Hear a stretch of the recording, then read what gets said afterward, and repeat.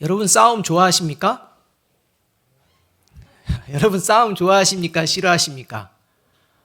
어떤 사람은요, 싸우려고 태어난 사람 같은 그런 분들도 있습니다. 싸움이라는 이 용어 일반적으로 부정적인 이미지를 가지고 있는 것이 확실합니다. 그럼에도 불구하고 오히려 이 부정적인 이미지를 가진 싸움이라는 용어를 이 긍정적인 의미로도 우리가 자주 사용하고 있다는 것입니다. 그래서 힘내라, 힘내자, 수고해 이렇게 할 때 두 주먹을 불끈 쥐고 어떻게 합니까? 파이팅 하는 것입니다. 여러분 파이팅 이게 뭡니까? 싸움입니다. 싸움. 잘 싸워서 힘내자는 것입니다. 이러한 인사들을 우리가 줄곧 하게 되어집니다. 특별히 코로나19로 인해 여러 가지 어려운 상황 속에서도 주어진 삶의 자리에서 하나님이 주시는 능력으로 파이팅 하시는 저와 여러분이 되기를 간절히 바랍니다. 사실 그리스도인에게 싸움이라는 용어는 참 어울리지 않는 용어라고 할 수 있습니다. 그러나 또 한편으로 생각하면 그리스도인에게 또 매우 잘 어울리는 용어 중에 하나도 싸움입니다. 왜냐하면 하나님은 참된 예배를 드리는 그리스도인을 선한 싸움꾼이다라고 말씀하고 계시기 때문입니다. 그리고 이 선한 싸움을 멈추지 말고 계속 싸워야 한다라고 하나님은 명령하고 계시기 때문입니다. 디모데전서 6장 12절의 말씀을 우리 함께 한번 읽어보겠습니다. 같이 한번 읽어봅니다. 시작. 믿음의 선한 싸움을 싸우라. 영생을 취하라. 이를 위하여 내가 부르심을 받았고 많은 증인 앞에서 선한 증언을 하였도다. 믿음의 선한 싸움을 계속 싸우라고 지금 그것이 바로 그리스도인이다 라고 말씀하고 있습니다. 이와 비슷한 맥락에서 이미 예수님께서도요, 그리스도인은 싸우는 존재다 라고 말씀하셨다는 것입니다. 마태복음 10장 34절의 말씀이 그 말씀입니다. 마태복음 10장 34절의 말씀 우리 함께 한번 읽어보겠습니다. 시작. 내가 세상에 화평을 주러 온 줄로 생각하지 말라. 화평이 아니요 검을 주러 왔노라. 이렇게 말합니다. 예수님이 세상에 화평을 주려고 오신 것이라고 생각하는 그런 착각 버려야 된다. 검을 주러 왔다 말씀합니다. 여러분 검이 뭡니까? 전쟁 무기입니다. 싸우는 도구를 말합니다. 그러니까 예수님이 싸우도록 검을 주시기 위해 왔다라고 말씀하시는 이 장면을 함께 생각해 보아야 한다는 것입니다. 예수님은 세상에 화평을 주려고 오신 게 아니라 검을 주러 오셨다라는 이 말씀은 예수님을 믿는 그리스도인과 교회 공동체는 세상에 대하여 믿음의 선한 싸움을 싸우는 존재요. 이를 위하여 부르심을 받았다는 의미를 담고 있는 그러한 선언의 말씀이라는 것입니다. 뒤집어서 이것을 말하면 이런 믿음의 선한 싸움을 싸우고자 하는 의지가 없다면 그는 참된 예배를 드리는 구원받은 그리스도인이라고 말할 수 없다라는 의미가 되어집니다. 왜냐하면 이 믿음의 선한 싸움을 싸우고자 하는 굳은 의지를 가지고 실제 믿음의 선한 싸움을 싸우기 시작하셔서 계속해서 싸우시고 마침내 싸워서 승리하신 분이 예수님이시고 이 예수님을 따르며 닮아가는 존재가 그리스도인이기 때문입니다. 그래서 예수님께서 싸우신 믿음의 선한 이 싸움을 그리스도인이라면 마땅히 당연히 싸워내게 되어 있다는 것입니다. 여러분 분명 예수님은요 세상에 화평, 평화, 화해를 주기 위해서 오셨습니다. 그럼에도 불구하고 예수님께서 단호하게 내가 세상에 화평을 주러 온 줄 아느냐? 착각하지 말아라. 내가 검을 주러 왔다라고 하시는 이 말씀은 예수님이 주시는 이 평화, 화평이 진정한 평화와 화평이지 예수님을 떠난 곳에서 이루어지는 것은 거짓 평화가 되어진다는 그런 말씀이라는 것입니다. 만일 믿음의 선한 싸움이 없이 이루어지는 평화가 있다면, 만일 정의와 공의가 존재하고 그 정의와 공의 안에서 이루어지는 평화가 없다면 그것은 진정한 평화가 아니라 불의와 타협으로 이루어지는 거짓된 평화일 뿐입니다. 그러니까 세상 사람들이 이야기하는 그냥 평화, 화해 이런 것들이 그 내면으로 들어가면 불의와의 타협이 언제나 상존하는 이러한 잘못된 거짓 평화의 모습들이 대부분이라는 것입니다. 이러한 모습들이 그리스도인과 교회 공동체 안에 존재해서는 안 됩니다. 그래서 그리스도인들은 믿음의 선한 싸움을 포기할 수 없고 이 싸움을 싸워내는 존재다라는 의미에서 내가 너희에게 검을 주러 왔노라 말씀하고 계십니다. 여러분, 오늘은 종려주일입니다. 이 종려주일은 예수님이 거짓 평화를 외치고 그 거짓된 평화를 유지하려고 하는 이 유대인들과 세상을 상대로 믿음의 선한 싸움을 싸우시다가 완전한 승리를 위해 예루살렘에 입성하시는 날입니다. 이 세상 가운데의 진정한 평화가 무엇인지를 보여주기 위해서 마지막으로 이제 예루살렘에 입성하신 날, 이 날이 바로 종려주일입니다. 이와 관련된 예수님의 이 싸우고자 하는, 힘을 내고자 하는, 파이팅하는 이러한 마음과 행동을 오늘 본문 57절이 이렇게 설명해 주고 있습니다. 57절 말씀 우리 함께 한번 읽어봅니다. 같이 읽습니다. 시작. 예수께서 승천하실 기약이 차감해 예루살렘을 향하여 올라가기로 굳게 결심하고, 여기서 예수님의 굳은 의지가 보여지고 있습니다. 굳게 결심했다는 것입니다. 예루살렘을 향하여 올라가기로 아주 굳게 결심하셨다라는 이것이 바로 예수님이 믿음의 선한 싸움을 이제 끝까지 싸워낼 것을 결심하신 것을 의미합니다. 그렇다면 여러분, 예수님께서 이제 예루살렘을 향하여 나아가시기 전에 내가 믿음의 선한 싸움을 끝까지 싸워내야겠다라는 이러한 의지, 투지를 가지고 이렇게 나아가는 대상, 그 대상은 누구일까요? 그게 바로 사탄입니다. 예수님이 믿음의 선한 싸움을 싸우고자 하는 그 대상은 사탄이고 죄와의 싸움이라는 것입니다. 이것을 그리스도인들이 놓쳐서는 안 됩니다. 그래서 그리스도인이 믿음의 선한 싸움을 싸우는 그 대상이 무엇인지를 분명히 해야 하는 것입니다.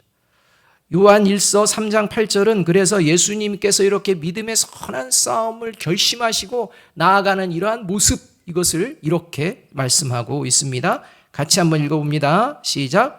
죄를 짓는 자는 마귀에게 속하나니 마귀는 처음부터 범죄함이라. 하나님의 아들이 나타나신 것은 마귀의 일을 멸하려 하심이라. 바라기는 오늘 종려주의를 맞아 사탄과의 싸움에서, 죄와의 싸움에서 완전한 승리를 위해 믿음의 선한 싸움의 발걸음을 걸어내신 예수님을 따라 마귀의 일을 멸하고자 결단하는 저와 여러분이 되기를 주님의 이름으로 축복합니다. 이런 결단을 갖는 것이 참된 예배자의 모습입니다.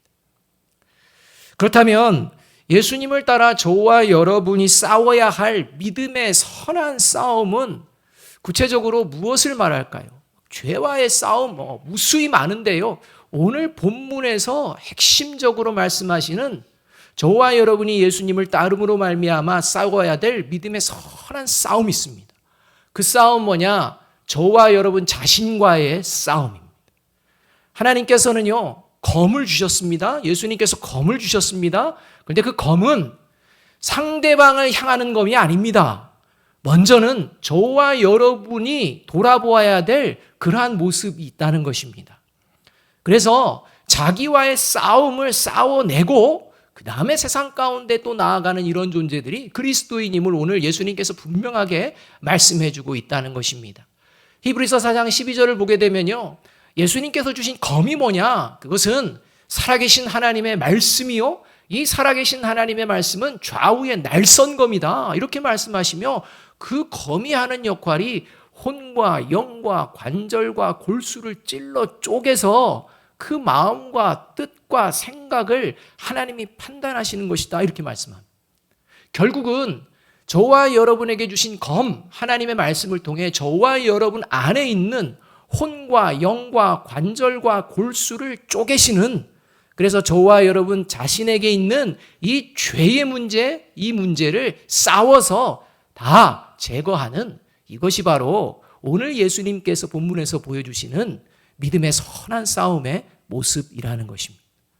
저와 여러분 안에 지금 이러한 싸움이 벌어지고 있다면 오늘 저와 여러분은 참된 예배자의 삶을 살아내는 것이요, 이런 싸움이 삶에서 이루어지지 않고 있다라고 한다면 이제 변질된 믿음과 더 나아가서는 구원을 받지 못한 이런 지경에까지 이르는 이런 모습의 상태라는 것을 우리가 돌아보아야 한다는 것입니다. 그렇다면 예수님을 따라 저와 여러분이 싸워야 할 자기 자신과의 싸움, 첫 번째가 뭘까요? 이 첫 번째가 뭐냐 하면 하나님 말씀 앞에서 자기 자존심을 내려놓는 싸움을 해야 합니다. 여러분, 자기 자존심 내려놓는 싸움 하고 계십니까? 아니요. 자존심은 지켜야 되는 거 아니겠습니까? 물론 자존심 중요합니다. 지키는 거 중요합니다. 그러나 하나님의 말씀보다 내 자존심이 위에 세워져서는 안 됩니다. 하나님의 말씀은 거부하면서 내 자존심 지키려고 한다면 그것은 죄 가운데에 빠져들어가게 되고 하나님께 대적하는 그런 모습이 되어지기 때문입니다.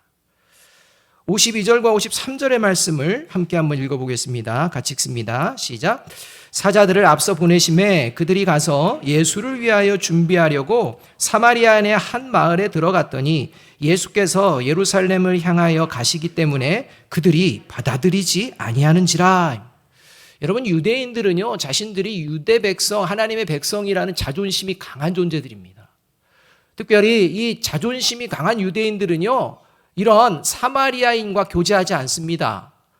이런 사마리아인의 땅 들어가려고 하지 않습니다. 그거는 자존심이 상하는 것이라고 생각합니다. 그래서 예루살렘을 가더라도 요단 동편으로 우회해서 그렇게 대부분 가지 이렇게 사마리아 땅을 그냥 거리낌 없이 들어가지는 않습니다. 그런데 예수님과 함께 했던 제자들은요, 사마리아 땅? 어때? 거리낌 없이 들어갑니다. 주저함이 없습니다. 왜요? 구원의 복음을 전하는 예수님이 가시는 그 길 가운데에서 유대인의 어떤 자존심 이런 건 중요하지 않다는 것입니다.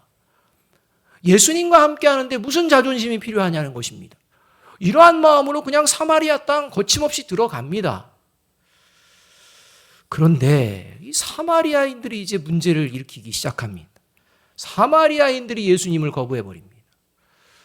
요한복음 4장을 보게 되면 우물가에서 한 여인을 만나서 사마리아 지역에 있는 사람들이 예수님을 메시아라고 많이 믿었다라고 나옵니다.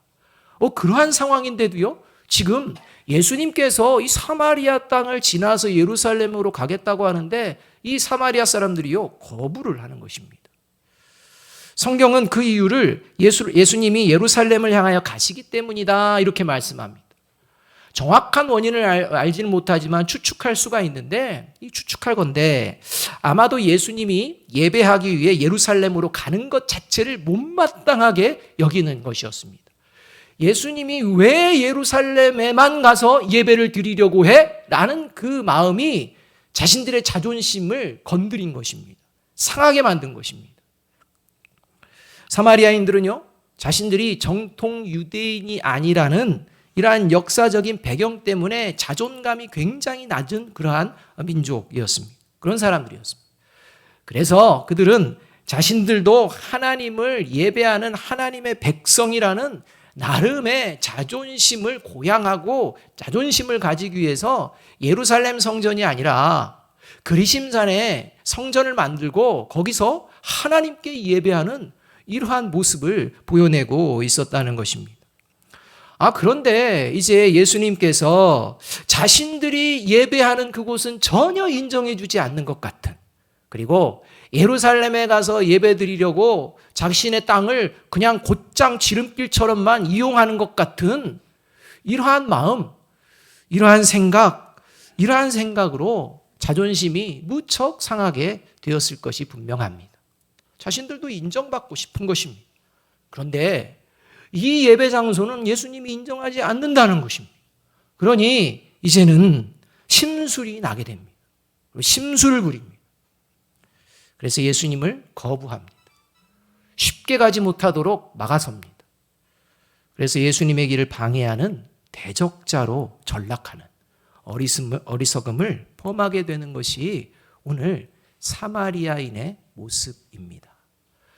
예수님을 메시아로 믿었다면 그 예수님의 그 말씀을 따라 이곳을 지나가게 돼야겠다라고 하면 설령 이곳에서 예수님이 예배를 안 드리실지라도 그곳에서 예배를 드리시기를 바라는 마음, 조금 자존심이 상해도 내려놓고 예수님께 길을 터야 되는데 절대 그렇게 하지 않는다는 것입니다. 여러분, 자존감이 높은 사람은요, 자존심을 내세우지 않습니다. 그러나 자존감이 낮은 사람일수록 자존심을 드러냅니다. 자존심이 셉니다. 강합니다. 또한 자존감이 높은 사람은 자신을 대하는 사람들의 태도에 민감하게 반응하지 않는 반면에 자존감이 낮고 자존심이 센, 강한 이러한 사람일수록 자신을 대하는 사람들의 태도에 매우 민감하게 반응을 합니다. 여러분, 저와 여러분이 반응하는 것을 보면 내가 지금 자존감이 높은지 낮은지, 자존심을 내려놓으며 살고 있는지, 자존심을 주장하고 부리며 살고 있는지 쉽게 알 수 있다는 것입니다. 심지어는 이 자존감이 낮고 자존심이 센 사람은 자신이나 자신이 하는 일에 관심을 받지 못하는 것을 견디지 못합니다. 그러니까 자신이 뭔가 열심히 하고 뭘 하면 이걸 누군가 알아줘야 되고 그 일에 관심을 가져줘야 되는데 이게 좀 뜨뜻미지근하면요, 이걸 견뎌하지 못합니다. 이게 자존감이 낮고 자존심이 강한 이러한 특징입니다. 더 나아가서는 누군가가 나의 자존심을 상하게 하는 경우에는요, 어떤 마음까지 품느냐? 상대방에게 심술을 부리고자 합니다. 복수하고자 하는 그런 마음도 품기도 한다는 것입니다. 그래서 결국 하나님의 말씀이 분명히 들려지고 하나님의 말씀이 있음에도 자신의 자존심을 하나님 앞에서 내려놓지 못하다가 결국에는 스스로 사탄에게 마음을 빼앗겨 하나님을 대적하는 죄를 짓게 되는 지경에까지 이르게 됩니다.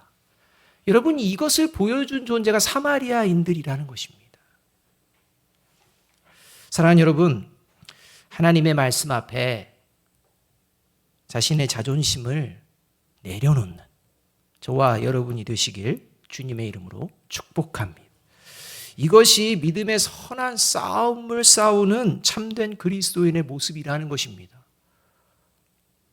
두 번째로 예수님을 따라 저와 여러분이 싸워야 할 믿음의 선한 싸움은요, 세속적인 편견과 이제 우월 의식을 버리는 싸움을 해야 됩니다. 세상을 살다 보면 우리 가운데 가득 차는 게 뭐냐? 세속적인 편견과 우월 의식입니다. 어떻게 하면 내가 우월한 존재가 되어서 라는 이런 야망을 품게 된다는 것입니다. 이런 세속적인 편견과 우월 의식이 내 안에 사로잡고 있으면 이것을 싸워서 제거하는 이것이 바로 믿음의 선한 싸움입니다. 54절 55절의 말씀을 함께 한번 읽어보겠습니다. 같이 읽습니다. 시작.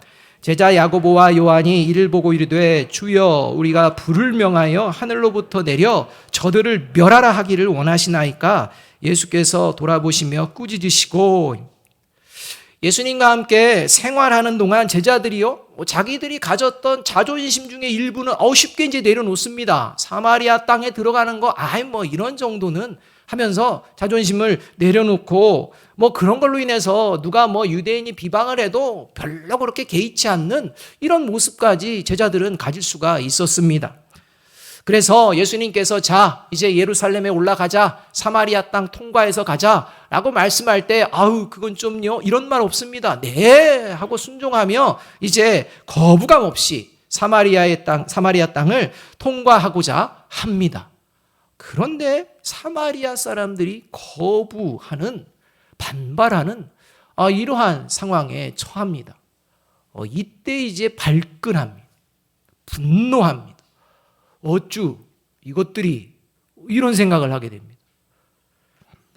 결국 야고보와 요한이 예수님 불을 내려서 멸하는 것이 마땅하다고 생각이 되는데, 예수님 의중은 어떠십니까? 이러한 질문까지도 하는 장면을 봅니다. 이때 예수님은 제자들의 이 행동을 전혀 동조하지 않아줍니다. 제자들, 그래 너희 마음은 그럴 수 있지, 이런 얘기 안 하십니다. 한마디도 동조하지 아니하시고 오히려 제자들을 꾸짖고 계시는 것을 볼 수 있습니다. 여러분, 예수님께서 제자들에게 꾸짖는 이유는요, 간단합니다. 제자들이요, 예수님의 말씀을 듣고 배우고 가르침을 받았지만 자신들의 생각으로 꽉 찬 세계관을 가지고 세속적인 편견과 우월의식을 여전히 버리지 않고 사로잡혀 살아가고 있었기 때문입니다. 제자들은 사마리아인들보다 자신들이 우월한 존재, 하나님이 보시기에는 더 훌륭한 존재, 이런 존재라고, 괜찮은 존재라고 생각했을 것입니다. 더 나아가 예루살렘에 이제 예수님께서 올라가셔서 메시아로서 왕만 되신다면 자신들은 막강한 권세를 갖게 될 것이라는 이 세속적인 야망에 꽉 차서 지금 예수님을 열심히 따라가고 있는 것입니다. 그런데 자신들이 원하는 이 야망이 이루어질 수 있는 빠른 길인 이 사마리아 땅을 통과하면 되는데, 이것을 방해하니 얼마나 기분이 상하겠습니까? 자신들이 원하는 그것들을 이루어야 하는데, 자신들이 원하는 그 우월한 위치에 서야 되는데, 자신들이 원하는 것을 방해받는 이러한 마음 가운데에서 이제 분노가 나는 것입니다. 그래서 예수님만 허락하시면 불을 내려 이 마을을 완전히 그냥 멸망시켜도 될 것 아닌가라는 생각까지 합니다. 여러분, 지금 야고보와 요한이 생각하고 이야기하는 이 말은 광야에서 사탄이 예수님의 능력을 이용하며 시험했던 그 시험과 똑같은 모습입니다. 예수님이라면 얼마든지 불을 내려서 이렇게 예수님 거부하는 이들 한 번에 처리할 수 있지 않습니까? 예수님 능력 있지 않습니까? 지금 예수님을 무시하는 거 보십시오. 하찮은 존재들이 이러니 이거 맛을 좀 보여줘야 되는 거 아닙니까? 이런 마음으로 지금 예수님을 사탄의 그 생각으로 유혹하는, 시험하는 이러한 지경에까지 이르게 되었다는 것입니다. 이런 세속적인 편견과 우월의식에 사로잡힌 제자들은요, 지금뿐만이 아닙니다. 이미 사마리아 땅에 올라오기 전에 이런 일이 있어서 예수님이 따끔하게 충고하시고 가르쳐 주셨습니다. 그래서 사마리아 땅 올라오기 전 누가복음 9장 46절에서 제자들이 어떤 생각에 가득 찼는지를 이렇게 말씀하고 있습니다. 제자 중에서 누가 크냐 하는 변론이 일어나니, 예수님을 따라 이제 예루살렘에 올라가는데 이제 드디어 우리가 누가 큰지 한번 결정해 봐야겠다. 누가 좀 더 우월한 위치에 나갈 수 있는 존재인지 한번 생각해 보자. 온갖 이야기, 세상적인 가치를 가지고 서로 다투고 논란을 펴는 이런 장면을 예수님께서 보십니다. 그리고 예수님은 그것을 꾸짖지는 않으시고 어린 아이를 한 명 세워두십니다. 그리고서 그리스도인의 모습은 세속적인 편견과 우월의식에 사로잡혀서 살아가는 존재가 아니야. 너희들 이 어린아이 보면 무슨 생각해? 편견 가지고 있지. 힘도 없고 아무것도 아니라고 생각하지. 어린아이들보다 너희들이 훨씬 뛰어나다고 하지. 그런데 그게 아니야. 그리스도인의 모습은 어린아이 같이 하찮아 보이는 존재도 귀히 여기는 자야.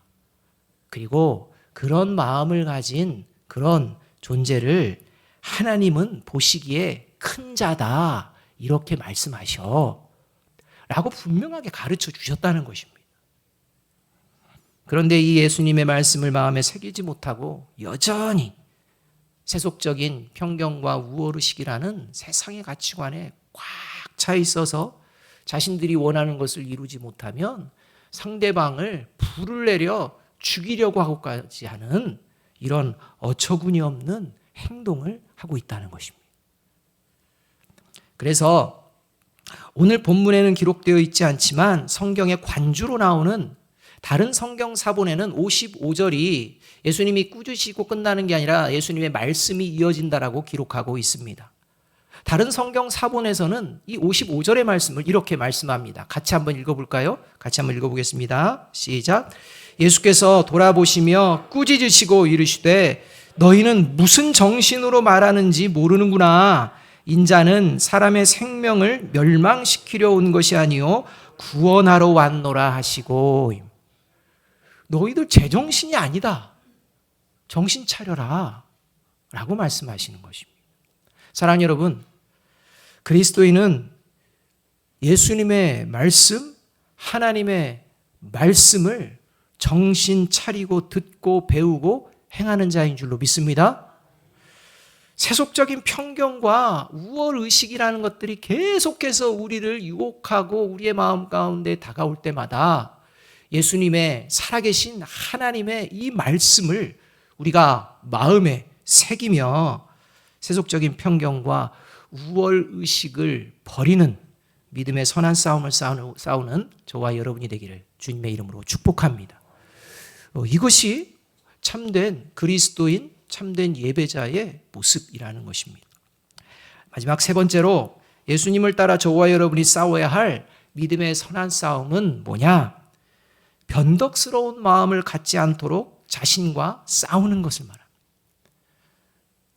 56절 말씀 함께 한번 읽어보겠습니다. 56절입니다. 시작. 함께 다른 마을로 가시니라. 예수님이 제정신이 아닌 말도 안 되는 그러한 이야기를 할 때 예수님께서요 제자들을 꾸짖으십니다. 그리고서 너희들 안 되겠다. 내가 얼마나 그렇게 얘기하고 가르쳐도 너희들은 변화를 받지 못하는구나. 너희들 안 되겠다. 이제 너희들은 그만 여기까지. 너희들은 너희들 갈 길 가고 나는 그냥 나 갈 길 갈게 라고 하는 게 아니라 그렇게 부족하고 연약하지만 함께 가자 이렇게 말씀하시는 예수님의 모습을 우리가 볼 수 있습니다. 아직은 세속적이고 불완전한 이러한 모습이지만 예수님은 실망하지 않으신다는 것입니다. 또 예수님은요, 지금 예루살렘에 가서 십자가에 아니야. 봐봐, 사마리아인들이 말리잖아. 사마리아인이 막는 걸 보니까 이거는 지금 이 때가 아닌 것 같아. 그러니까 처음에는 내가 지금 올라가려고 굳게 결심했는데 막는 걸 보니 또 아닌 것 같아. 그러니까 다음에 가자 해가지고 다시 갈릴리나 이런 쪽으로 내려오시는 이런 예수님이 아니시라는 것입니다. 마음을 이랬다 저랬다 바꾸시는, 상황에 따라 기분에 따라 바꾸시는 그런 예수님이 아니라는 것입니다. 제자들 역시 마찬가지입니다. 제자들이요 불을 내려서 멸하게 할까요 하는 건 사실 속내를 들여다보면 아니 이렇게 위대하신 예수님을 거부해? 예수님을 이렇게 무시해? 이것들 봐라. 이러면 안 되지. 그래 우리는 뭐 그렇다고 치지만 예수님을 이렇게 대하는 건 우리가 이건 받아들일 수 없지 라는 마음으로 어쩌면 이야기했을 수도 있다는 것입니다. 그런 제자들의 마음도 몰라주고 그냥 넌 제정신이냐 라고 꾸짖는 이런 예수님의 꾸짖음 앞에 여러분 기분 나쁠 수 있습니다. 안 따라가. 내가 이런 수모를 겪으면서까지 내가 이렇게 따라가야 돼? 안 가. 라고 하며 그 꾸짖음 속에서 뒤로 돌아 해서 제자의 무리에서 이탈하지 않았다는 것입니다. 그리고 더 이상 분노에 사로잡히지도 않았습니다. 그리고 예수님과 함께 다른 마을로 가는 예루살렘을 향해 가는 모습을 우리가 볼 수 있습니다. 여러분 이게 신앙생활입니다. 이게 진정한 믿음이라는 것입니다. 상황에 따라서 회피할 만한 상황이 벌어지면 온갖 이유를 대고 회피하는 그러한 것은 믿음이 아닙니다. 여러분 변덕이 죽을 듯하다라는 이런 속담이 있습니다. 이 말은 말과 행동이 종잡을 수 없이 이랬다 저랬다 하는 이런 모습을 비유해서 말하는 것입니다. 여러분, 예수님 믿을 때 신앙이라는 것, 믿음이라는 것은요, 이렇게 변덕 죽 끓는 듯한 믿음, 이건 믿음이 아닙니다. 믿음이 될 수가 없습니다. 왜냐하면 하나님의 말씀에 견고하게 세워지는 그것이 믿음이기 때문입니다. 예수님을 믿는다면서도요, 하나님의 말씀이 아니라 그저 기분과 감정 내키는 대로 그냥 이랬다 저랬다 종잡을 수 없이 신앙생활 하는 것, 이건 진정한 믿음이라고 할 수 없습니다. 이런 분들이 있습니다. 예전에요, 하나님의 말씀을 가지고 우리가 말씀 공부하면서 나누는 시간이 있었는데 어떤 이야기까지 한 성도님이 하셨냐? 한 성도님이 배우자와 관련된 이야기라며 기도 부탁하는데요, 어떤 얘기를 하느냐? 제 배우자는요, 기분만 나쁘면 하나님 나라도 가지 않을 사람입니다. 교회 다닌다는 것입니다. 그러나 기분만 나쁘면 하나님 나라도요, 안 가겠다고 할 그런 사람, 이런 고백을 하는 걸 들었습니다. 여러분, 기분 나쁘다고 하나님 나라 포기하지 않는 저와 여러분이 되기를 주님의 이름으로 축복합니다. 근데 이 기분 나쁘다고요, 포기하는 사람 많습니다. 기분대로, 감정대로 그냥 합니다. 예배 드리는 것도 그렇고, 말씀 보는 것도 그렇고, 성도들 대하는 것도 그렇고, 여러분, 그건 믿음의 선한 싸움을 포기한 존재가 보여지는 이런 모습이라는 것입니다. 하나님의 말씀을 또 중심에 두고 사람들의 말에 휘둘리지 말아야 되는데, 그냥 이 사람이 이 말하면 또 저 사람이 저 말하면 그냥 그 말에 휘둘리고 저리 휘둘리고, 이러면서도 자신은 신앙생활 잘하고 있다는 착각을 하시는 분들도 많이 있다는 것입니다. 어느 때 보면 믿음이 좋은 것 같은데 또 어느 때 보면 그냥 전혀 믿음 없는 사람처럼 이렇게 행동하는 모습들이 저와 여러분 앞에 있는 건, 안에 있는 것은 아닌지 돌아보아야 한다는 것입니다. 왜 이 모습을 저와 여러분이 살아계신 하나님 말씀 앞에, 좌우의 날선 말씀 앞에 찔러 쪼개며 돌아보아야 되느냐? 왜냐하면 이 모습에서 돌이키지 않으면, 믿음의 선한 싸움을 다시 싸워내지 않으면 결국 악한 영에 사로잡히는 그런 존재가 되기 때문입니다. 이것을 시편 1편 4절이 말씀해 주고 있습니다. 시편 1편 4절의 말씀 우리 함께 한번 읽어봅니다. 시작. 악인들은 그러지 아니하며 오직 바람에 나는 겨와 같도다. 여러분, 저와 여러분이 세상에, 사람에 이렇게 저렇게 휘둘리는 그건 신앙이 아닙니다. 오직 하나님의 말씀이 저와 여러분의 심령 중심에 세워져 있기를 주님의 이름으로 축복합니다. 여러분, 이렇게 사람의, 자기 기분에, 감정에, 야망에 휘둘린 대표적인 사람들이 바로 오늘 종려주일에 예수님을 향해 호산나, 우리를 구원하실 자여, 주의 이름으로 오시느니여 라고 그냥 목청 터져서 외치다가, 그러다가 자신들의 뜻대로 예수님이 행동을 하시지 않자 이제 유대 종교 지도자들의 살살살 선동과 꾀임에 넘어가 버립니다. 그리고 살아계신 하나님의 말씀과는 관련 없이 자기들의 생각대로 이제는 예수님을 십자가에 못 박으라 라는 이런 외침을 하게 되는 그러한 악한 자에 빠져드는 이러한 존재들로 전락하는 것을 우리가 볼 수가 있다는 것입니다. 여러분, 만일 예수님이 자신을 거부하고 대적하고 비방하고 조롱하고 십자가에 못 박는 자들을 바라보시며 이것들 봐라, 이래서는 안 되지 라고 자존심을 세우고 자존심을 부리셨다면, 또 어떻게 하찮은 인간이, 죽을 수밖에 없는 피조물이, 죄가 만연한 이러한 존재들이 죄가 없는 조물주, 이 조물주인 하나님의 아들에게 이렇게 모욕적인 행동을 할 수가 있느냐는 이 우월의식에 예수님의 마음이 사로잡혔다면, 또 이런 형편없는 자들을 위해서는 내가 십자가에서 죽을 수는 없지, 이런 존재들을 위해서 내가 십자가에 죽을 수 있어? 라고 십자가에 죽으시기로 굳게 결심을 하셨다가 그 마음을 바꿔서 변덕스러운 마음으로 아유 이건 싫다 라고 예수님께서 생각을, 마음을 바꾸셨다면 지금 이 자리에 있는 저와 여러분은 영원히 사탄에게 속한 자로 영원한 사망의 형벌을 피할 수 없었을 것입니다. 사랑하는 여러분, 그러나 예수님은요, 온갖 조롱과 비방과 자존심을 무너뜨리고 정말 하나님 되심을 대적하는 그러한 존재들이 있는 그 믿음의 선한 싸움의 자리를 회피하지 않으셨습니다. 그리고 마지막까지 싸워내셨습니다.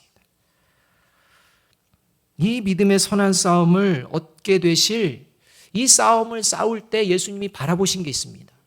그게 뭐냐면 십자가를 바라보신 게 아닙니다. 물론 십자가를 지시게 갔지만 이 믿음의 선한 싸움을 끝까지 예수님 자신이 싸워서 이겨낼 수 있었던 것은 십자가 너머에 있는 영광을 바라보셨기 때문입니다. 그래서 오늘 본문 51절은 예수님이 십자가를 바라보시며 굳게 결심했다가 아니라 승천하실 기약이 되어서 굳게 결심하셨다라고 말씀하고 있다는 것입니다. 사랑하는 여러분, 연약하고 불완전한 우리의 내면에서 끊임없이 꿈틀대는 자존심과 세속적인 편견 그리고 우월 의식과 변덕스러운 마음이 여전히 생겨날 수 있습니다. 그리할 때 십자가를 바라보시고 영원한 하나님의 나라를 바라보심으로 그 잘못된 자존심과 잘못된 편견과 우월의식, 변덕스러운 마음을 예수님과 함께 십자가에 못 박고 믿음의 선한 싸움을 싸워내는 저와 여러분이 되기를 주님의 이름으로 축복합니다. 여러분, 이것이 그리스도인들이 가져야 될 투지입니다. 이렇게 그리스도인이 믿음의 선한 싸움을 싸우는 투지를 가지고 믿음의 선한 싸움을 싸울 때 하나님께서는 그리스도인들을 향해 이렇게 약속해 주십니다. 디모데후서 4장 7절 8절 말씀 우리 다 함께 읽습니다. 같이 읽습니다. 시작. 나는 선한 싸움을 다 싸우고 달려갈 길을 마치고 믿음을 지켰습니다. 이제는 나를 위하여 의의 면류관이 마련되어 있으므로 의로운 재판장이신 주님께서 그날에 그것을 나에게 주실 것이며 나에게만 아니라 주님께서 나타나시기를 사모하는 모든 사람에게도 주실 것입니다. 오늘 이 시간에도 하나님께서는 저와 여러분을 위하여 의의 면류관을 예비해 두고 계시는 줄로 믿습니다. 이 고난주간 하나님의 영, 하나님의 아들로서 저와 여러분이 하나님의 기뻐하시는 이 믿음의 선한 싸움을 잘 싸워내시는 화이팅하는 한 주가 되어지기를 주님의 이름으로 축복합니다. 기도하겠습니다.